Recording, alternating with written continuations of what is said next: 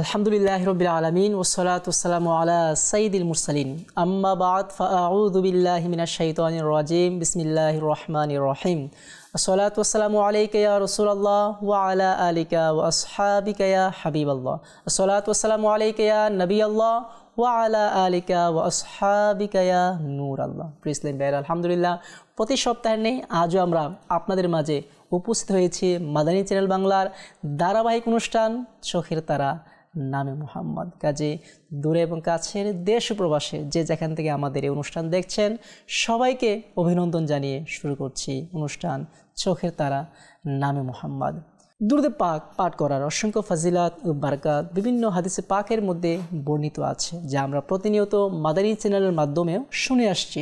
একটি হাদিসে পাক যেখানে আল্লাহর নবী সাল্লাল্লাহু তাআলা আলাইহি ওয়া সাল্লাম ইরশাদ করেন, জাইয়িনু মাজালিসাকুম বিসসালাতি আলাইয়া ফাইন্না সলাতাকুম আলাইয়া নূরুল লাকুম ইয়াউমাল কিয়ামা। অর্থাৎ তোমরা তোমাদের মসজিদ সমূহকে আমার প্রতি দুরূদ পাক পাঠ করার মাধ্যমে আলোকিত করে নাও, সুসজ্জিত করে নাও। ফাইন্না সলাতাকুম আলাইয়া নূরুল লাকুম ইয়াউমাল কিয়ামা। কেননা আমার প্রতি পাঠকৃত দুরূদ পাক কিয়ামতের ময়দানে তোমাদের জন্য নূর হবে। সুবহানাল্লাহ। তো প্রাণ প্রিয়, আমরা তো মজলিস বসি, বৈঠক করি, কিন্তু দেখা যাচ্ছে সে বৈঠকে গীবত থাকে, পরনিন্দা থাকে, চুগলখড়ি থাকে। এ সকল মজলিসে আমরা না বসে বরঞ্চ ওই সকল মজলিসে বসি যেখানে আল্লাহ পাকের জিকির হয়, হুজুর আলাইহিস সালাতু ওয়াস সালামের প্রতি দুরূদ পাক পাঠ করা হয়। ইনশাআল্লাহ আমরা নিয়ত করি যেখানেই বসবো আমরা কমপক্ষে একবার হলেও দুরূদ পাক পাঠ করব ইনশাআল্লাহ আজ্জা ওয়া জাল। সাল্লু আলাল হাবিব সাল্লাল্লাহু তাআলা আলা মুহাম্মদ সাল্লাল্লাহু তাআলা আলাইহি ওয়া সাল্লাম। প্রাণপ্রিয় ভাইরা, আমরা এই অনুষ্ঠানে হুজুর আলাইহিস সালাতু ওয়াস সালামের এক একটি গুণ নিয়ে, এক একটি বৈশিষ্ট্য নিয়ে আমরা আলোচনা শুনে আসছি। আমরা গত পর্বগুলোতেও শুনে আসছি হুজুর আলাইহিস সালাতু ওয়াস সালামের হাত মুবারক, হুজুর আলাইহিস সালাতু ওয়াস সালামের কান মুবারক, হুজুর নবী করিম সাল্লাল্লাহু আলাইহি সাল্লামের জিহ্বা মুবারক, জবান মুবারক, নবী করিম সাল্লাল্লাহু আলাইহি সাল্লামের ঘাম মুবারক, হুজুর আলাইহিস সালাতু ওয়াস সালামের চুল মুবারক। এক এক এপিসোডে আমরা এক এক গুণ নিয়ে আলোচনা শুনে আসছি। তো আরও একটি বিষয় হচ্ছে, আমরা প্রতিবারও শুনে আসছি যে হুজুর আলাইহিস সালাতু ওয়াস সালাম দুনিয়াতে মানব রূপে এসেছেন, কিন্তু যদিও বা তিনি মানব আকৃতিতে এসেছেন, কিন্তু তিনি আমার আপনার মতো মানুষ নন। তিনি যদিও বা রূপক অর্থে আল্লাহ সুবহানাহু ওয়া তাআলা কুল ইন্নামা আনা বাশারুম মিসলুকুম এ শব্দ ব্যবহার করেছেন, কিন্তু হাকিকতে এটি বাশার নয়, বরং এর অর্থ হচ্ছে চামড়া আকৃতি স্বরূপ হুজুর আলাইহিস সালাতু ওয়াস সালাম দুনিয়াতে মানুষের আকৃতিতে এসেছেন, কিন্তু হুজুর আলাইহিস সালাতু ওয়াস সালামের হাকিকত, হুজুর আলাইহিস সালাতু ওয়াস সালামের সৃষ্টির রহস্য এটি আল্লাহ পাকই ভালো জানেন। এক কথায় আল্লাহ পাকের পর যার স্থান তিনি হচ্ছে আমার প্রিয় আকা সাল্লাল্লাহু আলাইহি সাল্লাম। তো যেটি বলছিলাম, হুজুর আলাইহিস সালাতু ওয়াস সালামের অঙ্গ প্রত্যঙ্গ আর আমার আপনার অঙ্গ প্রত্যঙ্গ এক নয়। শুনবো ইনশাআল্লাহ। আজ আমরা হুজুর আলাইহিস সালাতু ওয়াস সালামের জ্ঞান সম্পর্কে জানবো। আমরা কয়েক ধাপে শুনবো ইনশাআল্লাহ।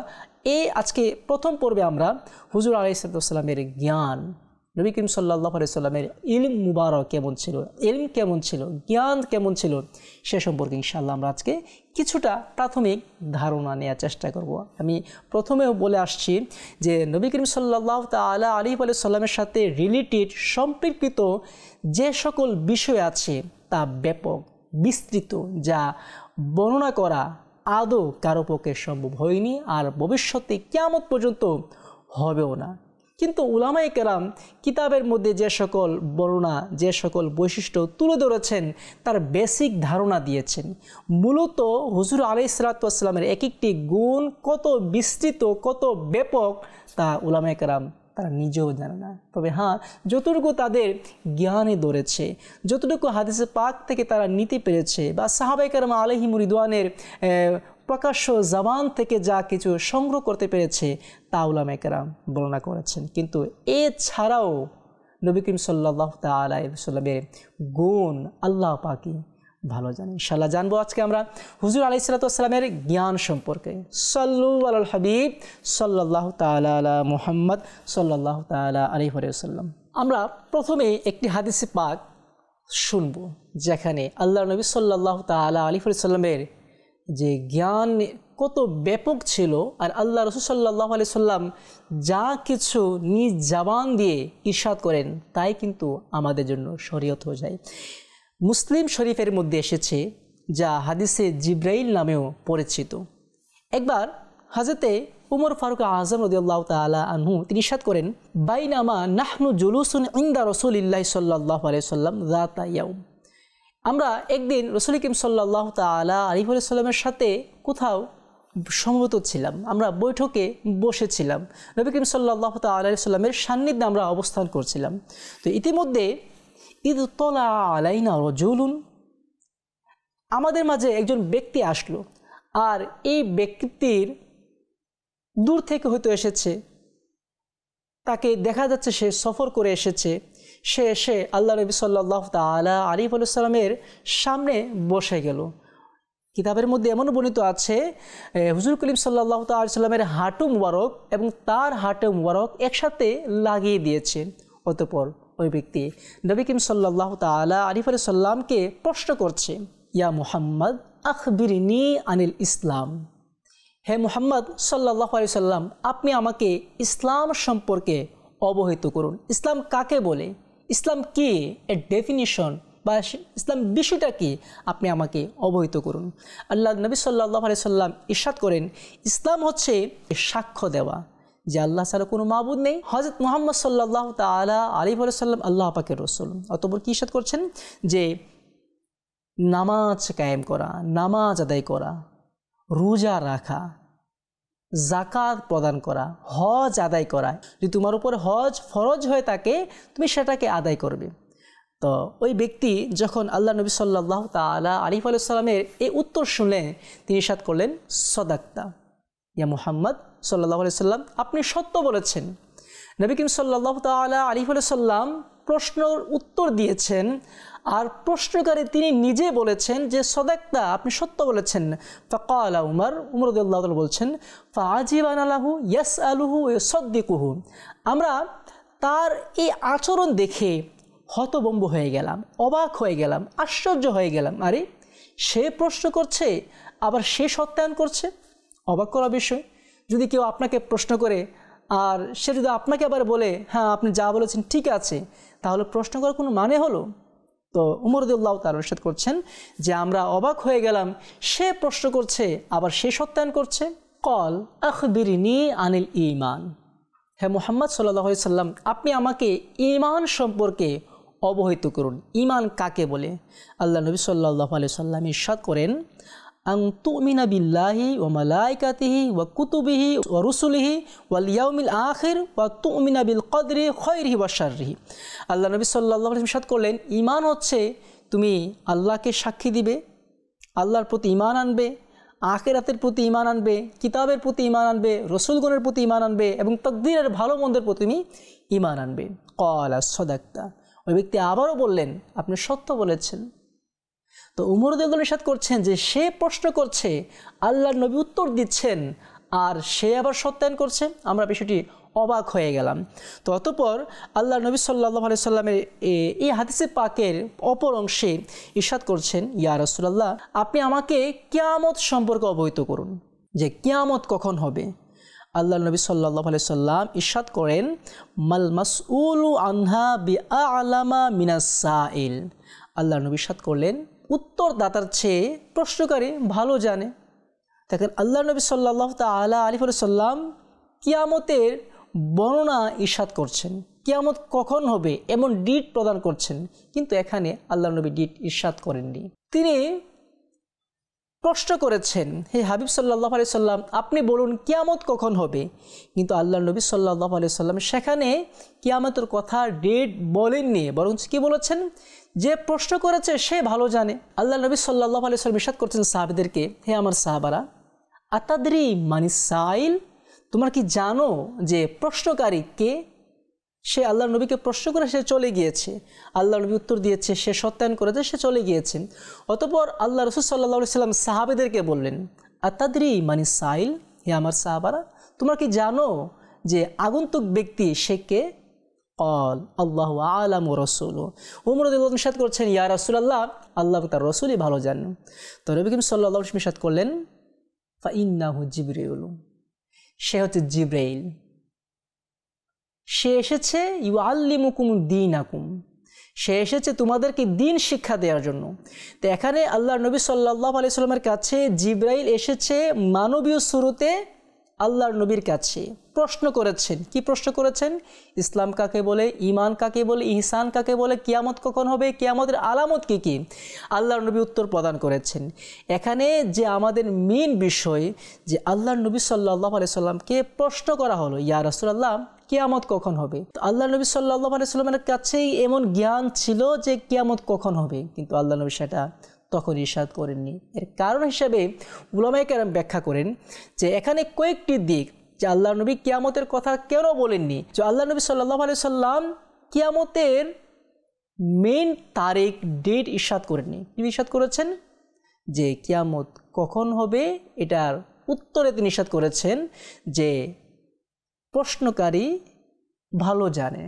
তো আবার ইরশাদ হচ্ছে, ইয়া রাসূলুল্লাহ সাল্লাল্লাহু আলাইহি ওয়াসাল্লাম আপনি আমাকে কিয়ামতের নিদর্শনসমূহ বলুন। তো আল্লাহ নবী ইরশাদ করলেন যে কিয়ামত হচ্ছে যে যারা রাখাল ছিল, গোলাম ছিল, তারা বড় বড় প্রাসাদ তৈরি করবে, তার গোলাম তার মালিকের বাচ্চা জন্ম দিবে, এমন এমন আলামত তিনি আল্লাহ রাসূল ইরশাদ করেছেন।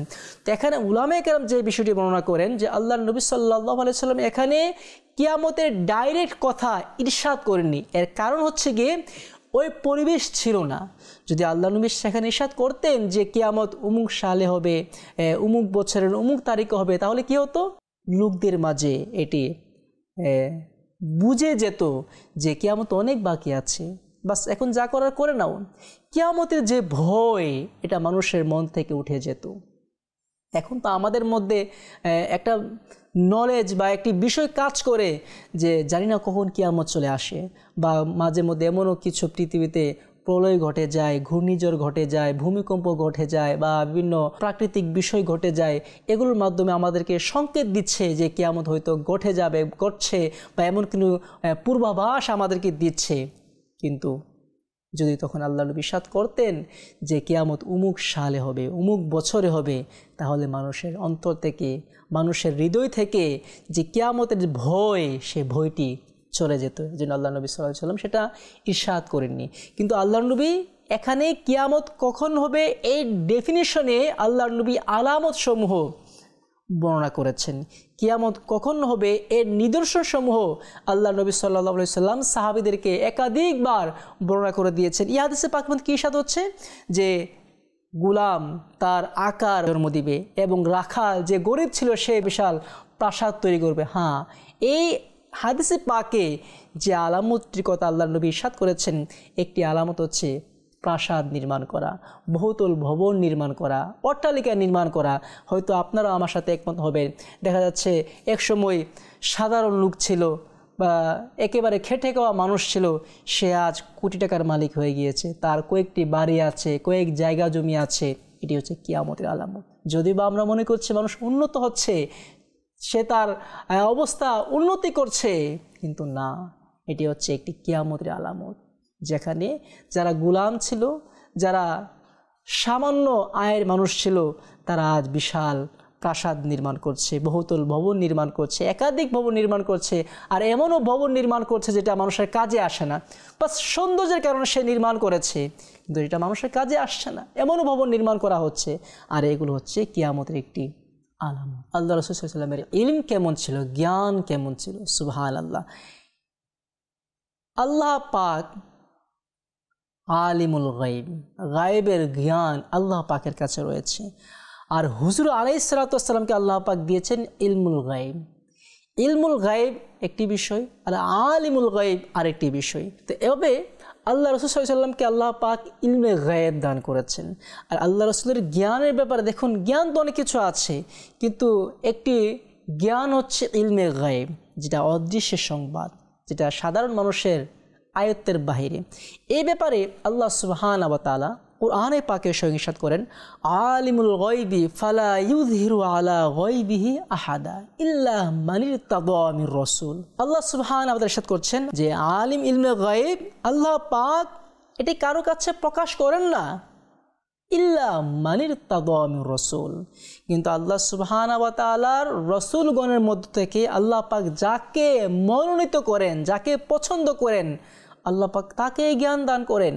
আল্লাহ সুবহানাহু ওয়া তাআলা যদি হুজুর আলাইহিস সালাতু ওয়াস সালামকে এই জ্ঞান না দান করেন, তাহলে কাকে দান করবেন?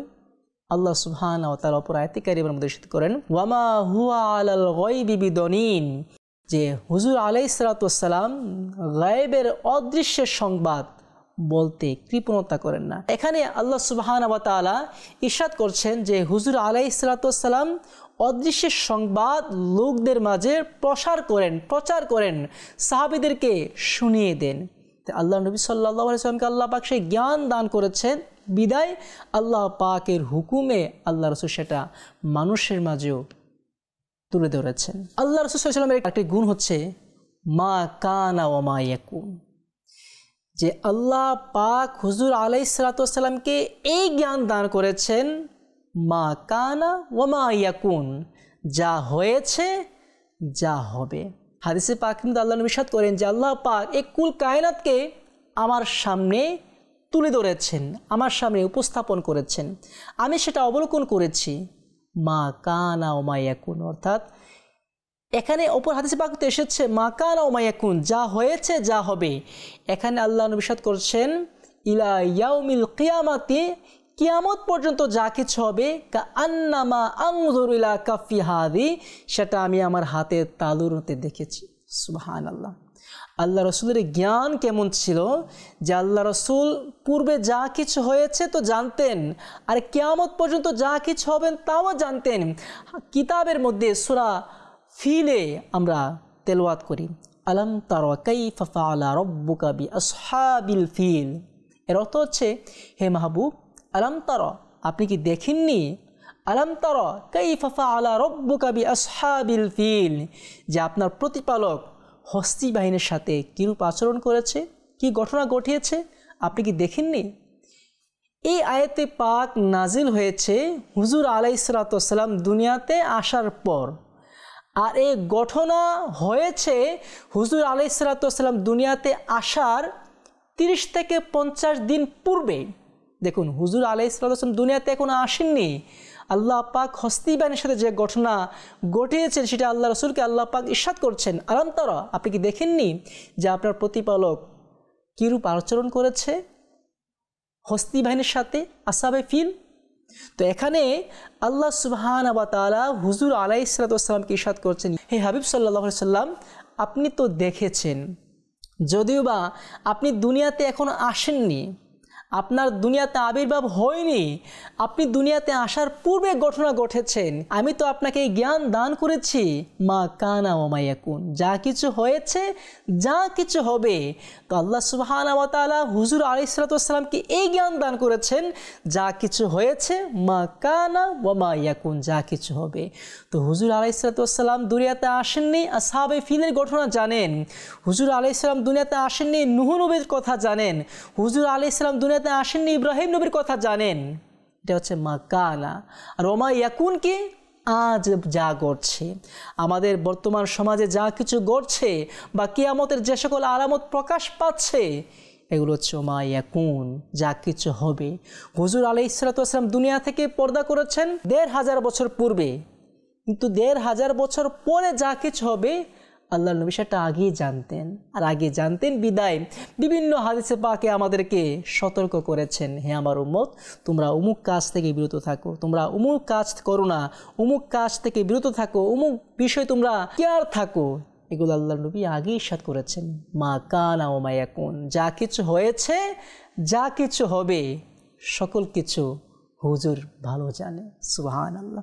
সূরা নিসার 113 আয়াতে কারিমার মধ্যে আল্লাহ পাক ইরশাদ করছেন, ওয়া আল্লামাকা মা লাম তাকুন তা'লাম ওয়া কানা ফাদলুল্লাহি আলাইকা আযীমা।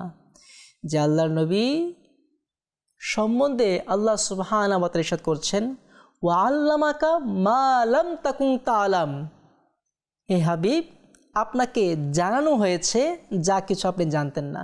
তো এখানে মা কানা ওয়া মা ইয়াকুন, মা কানা যা কিছু হয়েছে হুজুর জানতেন না, কিন্তু আল্লাহ পাক জানিয়ে দিয়েছেন। ওয়া মা ইয়াকুন যা কিছু হবে হুজুর জানতেন না, আল্লাহ পাক জানিয়ে দিয়েছেন। তো এই আয়াতে কারিমার মধ্যে আল্লাহ পাক ইরশাদ করছেন মা কানা ওয়া মা ইয়াকুন, যা কিছু হয়েছে তাও নবী জানে, যা কিছু হবে তাও নবী জানে।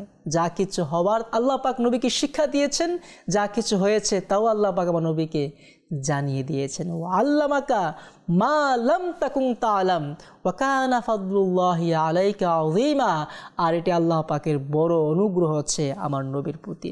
এক কথায় আল্লাহ সুবহানাহু ওয়া তাআলা হুজুর আলাইহিস সালাতু ওয়াস সালামকে মা কানা ওয়া মা ইয়াকুনের জ্ঞান দান করেছেন। মা কানা হচ্ছে যা পূর্বে হয়েছে, মা ইয়াকুন হচ্ছে যা সামনে ঘটবে। এ সকল জ্ঞানের অধিকারী হচ্ছেন হুজুর আলাইহিস সালাতু ওয়াস সালাম। ইনশাআল্লাহ আমরা এই এপিসোড কয়েক ধাপে নিয়ে যাব ইনশাআল্লাহ হুজুর আলাইহিস সালাতু ওয়াস সালামের জ্ঞান বরক নিয়ে। ইনশাআল্লাহ আজ আমরা এখানে সমাপ্ত করছি। আগামী পর্বে ইনশাআল্লাহ আমরা এই বিষয়ে আরও কিছু তথ্য আপনাদের মাঝে উপস্থাপন করার চেষ্টা করব। সকলে সে পর্যন্ত ভালো থাকুন, সুস্থ থাকুন, মাদানী চ্যানেল দেখতে থাকুন। সাল্লু আলাল হাবিব সাল্লাল্লাহু তাআলা আলা মুহাম্মদ সাল্লাল্লাহু তাআলা আলাইহি ওয়া সাল্লাম।